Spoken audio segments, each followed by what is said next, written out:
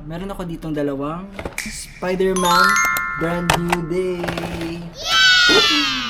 Dalawa yung nasa loob nito. So, dalawa yung i-unbox natin. Ito yung box niya. So, ito silang dalawa. As you can see, yung sa gilid ng box, nakalagay is scan to play. Kapag in-scan nyo yung QR code na yan, dadalhin kayo nito sa mundo ng Spider-Man.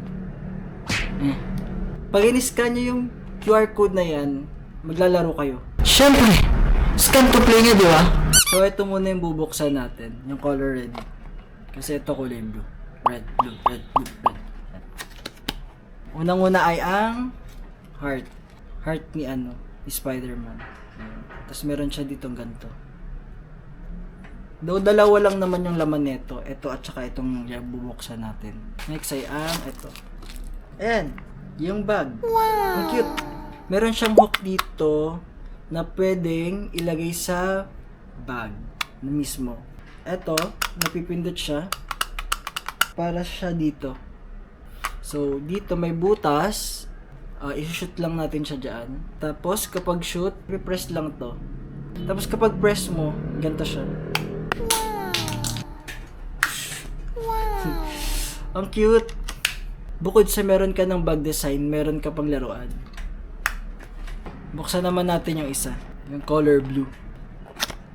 Oh! Ito naman siya. Color red.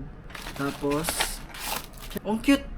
Ang cute na color blue. Color blue yung favorite color ko. Kaya, mas gusto ko to. Same din. Ipapasok lang siya sa butas. Tapos yun, press lang. Wow! Try natin dalawa. So, ayun yung laman ng box. Ayan. Try naman natin siyang ilagay sa bag.